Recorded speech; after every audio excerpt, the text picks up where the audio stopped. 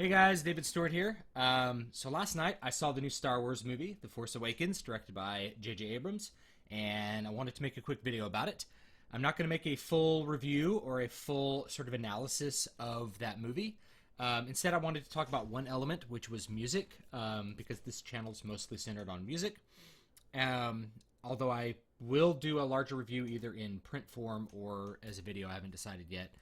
Just to talk about the movie from like a story writer's perspective, because I'm a writer too. So from a writer's perspective or a story maker's perspective. But today, I wanted to talk about it from a musician's perspective and talk about the score. The score for this movie, like all of the other Star Wars movies, was written by John Williams. John Williams wrote the score for the first 6 Star Wars movies, and he also wrote the score for Indiana Jones and I think Superman and a whole bunch of other movies. And what he's really well known for is writing these highly thematic scores. These scores that you hear the melody and you recognize it.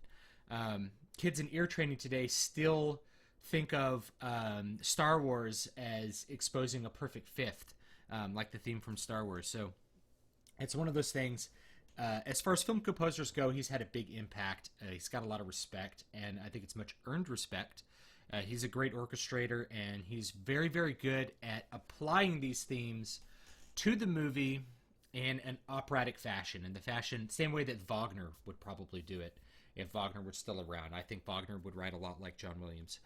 Wagner would have these themes played by certain instruments to sort of reveal, maybe a character off stage who was at work in part of the music drama. And John Williams, I feel like in the original Star Wars movies at least, was sort of the voice of the soul. He was this extra narrator. The music was this extra narrator that told you what was at work. And so there were certain themes that had to do with, say, the Force or the dark side or, Darth Vader. So when you would hear it, sometimes you'd hear it transformed and it would it would put a new idea in your head. The score was a big part of the original trilogy, and actually I would say it was a big part of the prequel trilogy. I think the prequel trilogy is less beloved than the original trilogy, and I think there's a lot of good reasons for that. But John Williams' score is still present and still has a big impact, I feel like, in those movies. So now let's talk about the new one, Force Awakens. In Force Awakens, when I hear the score, it's okay. And what I'm hearing when I hear the score is a lot of the old themes that we're used to being brought forth again. I feel like the only big exposition of the orchestra I get in Force Awakens is in the opening credits. From then on, the orchestra ends up being relegated to a rather odd place, which is providing there's just this constant sound of dissonance from the orchestra, and this is something that happens with a lot of newer movie scores. You're not getting a lot of themes. You're not getting a lot of this exciting, moving along kind of orchestra sound.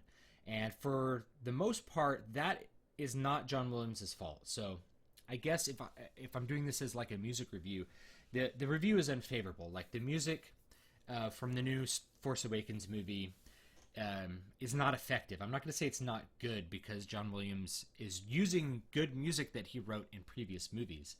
But the music is not effective. It's not used in an effective way. And that's not really John Williams' fault. It's really J.J. Abrams' fault.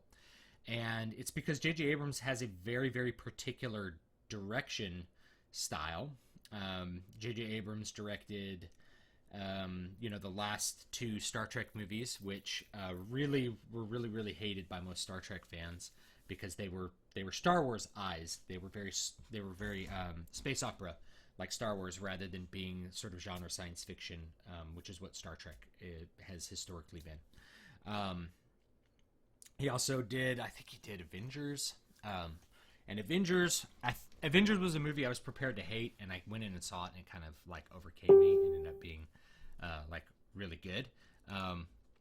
And how did that translate over into Star Wars? Well, this Star Wars movie is breakneck speed as far as the pacing of the story goes, and the cutting between scenes and the cutting between action, and how much is going on.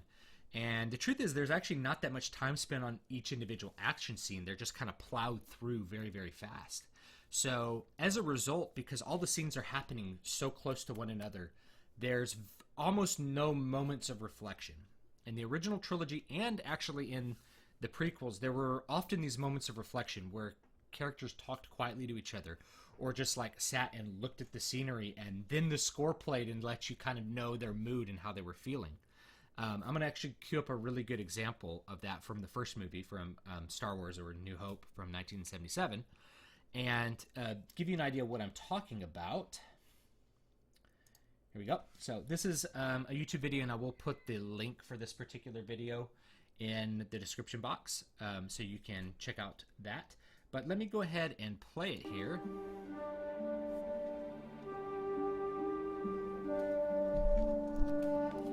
And one of the things you'll notice, there's no dialogue, there's no explosions, there's nothing going on. There's just one actor, and he's looking at two sunsets. And George Lucas is communicating to you that this world is different. And you have this beautiful theme played by the horn. It's the Force theme for the strings jumping. It's the narrator telling you all the things. There's this moment where the orchestra really takes over and becomes the narrator of the story. And that's a really brilliant moment from my perspective. So even though that's only like a 30-second clip, it gives you an idea of exactly what I mean with that. That you have these moments where the score speaks, and during action sequences, you have the score speaking as well. I gotta let my cat out of the room. Go on. You know. There you go. You have these great moments where like the orchestra speaks. During the action sequences, you have the orchestra playing these themes that are increasing the tension, and you have these long drawn out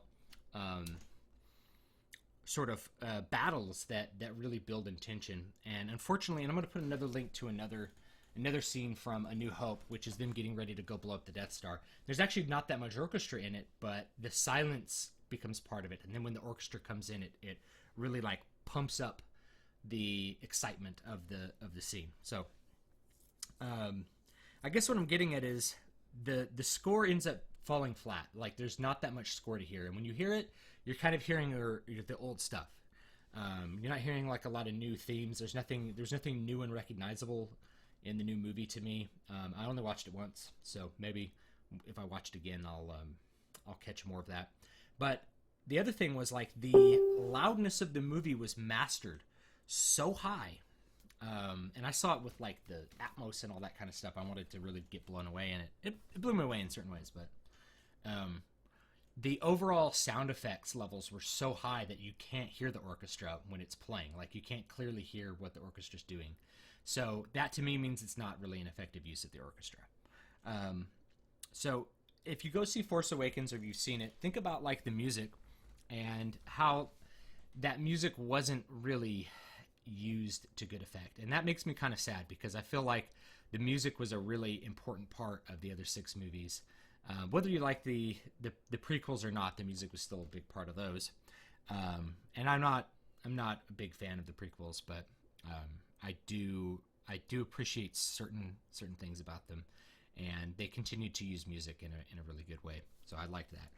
But anyway, let me know what you think in the comments below. I might have another video where I will address this from a writer's perspective, and just talk about everything that they did in Force Awakens, whether I loved it or whether I hated it. Little hint, it's not going to be a very favorable review, if you can't tell by my sort of reflection on the breakneck pacing. When you make a movie that's really over the top, you're going to end up losing certain cinematic elements, and I think that's where we're at in terms of our current cycle of action movie.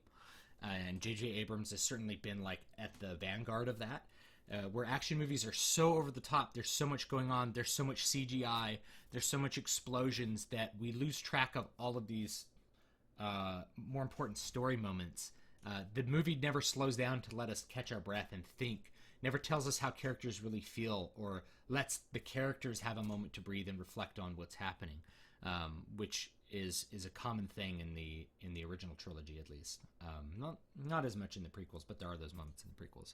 I think there's like one moment of that in the new one, which is like Han and Leia like stare at each other and say nothing interesting, and then there's like some orchestra, and I'm just kind of like, okay, I see what they tried to do there, but that's it.